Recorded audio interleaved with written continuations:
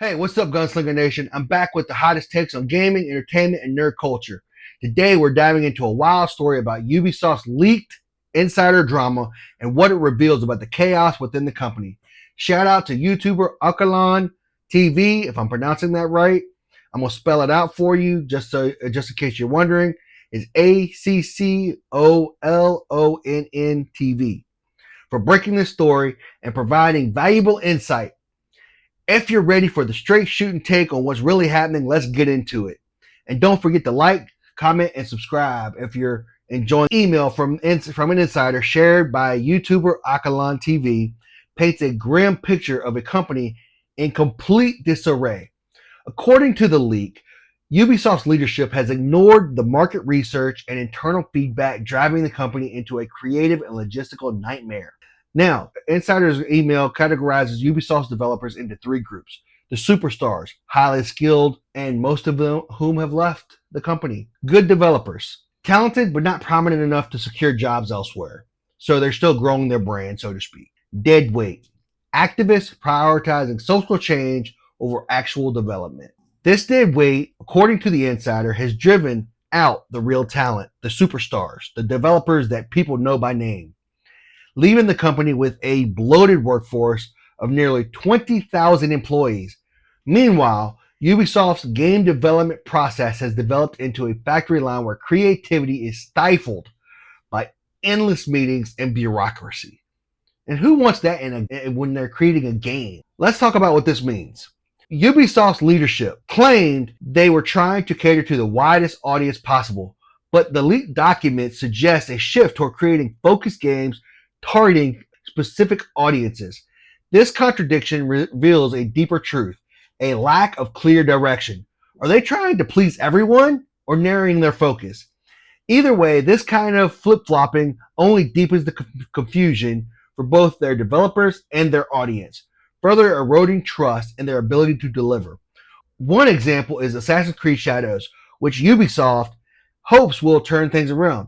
We've covered this game in several videos already, breaking down its delays, controversies, and potential to either revive or ruin the franchise. Ubisoft is banking heavily on Shadows, but here's the reality: if this game doesn't deliver, it might spell doom for Ubisoft as we know it. Add to this a workforce that feels unheard, endless red tape that stifles creativity, and leadership team seemingly out of touch with gamers. It's a recipe for disaster. The key takeaway here is that Shadows is carrying Ubisoft's future on its shoulders. It's not just about reviving a franchise. It's about proving whether Ubisoft can still deliver games that connect with players. With a workforce that feels ignored, leadership disconnected from gamers, and a company stuck in red tape, the odds are stacked against them 100%. If this game flops, it could be the final straw for Ubisoft. Leadership at Ubisoft is in chaos. The leaked email suggests capable developers are avoiding leadership roles altogether. But why is that? If they're good at their job, why would you avoid moving up and being in leadership?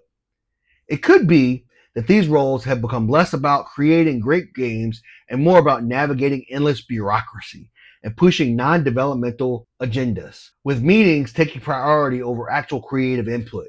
It's no wonder these most talented people don't want those jobs. So what happens? The roles end up going to individuals who prioritize agendas over innovation, which only fuels the dysfunction, and, in my humble opinion, creates a hostile work environment. It's a vicious cycle that stifles creativity and alienates the very people who could make a difference.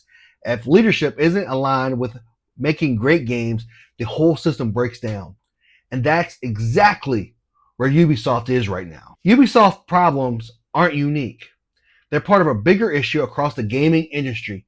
Too many studios are chasing trends, prioritizing activism, or getting buried in bureaucracy instead of focusing on what gamers actually want: great games. Just look at BioWare and the mess with Dragon Age the Veilguard. That was another example of a studio that's lost its way because leadership couldn't stay focused. BioWare is a cautionary tale of what happens when a company forgets its purpose: making games people love. Think about it. Ubisoft's employees reportedly laughed at internal market research documents, because they laughed at market research of what people wanted because they confirmed what the staff had been saying for years.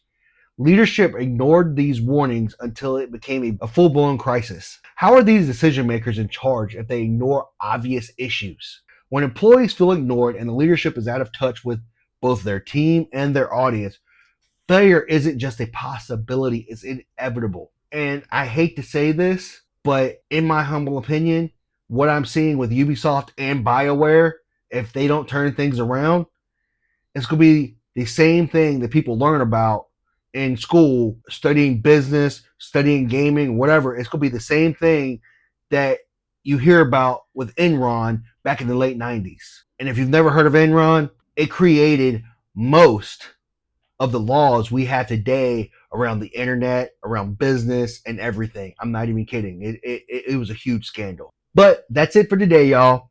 Appreciate y'all tuning in. And here's a question for you. Do you think Ubisoft can turn this around? Or are we witnessing the end of an era? Let me know your thoughts in the comments. I'd love to hear your take on things. Until next time, keep gaming strong and remember to keep your eyes sharp and your aim true. See y'all next time.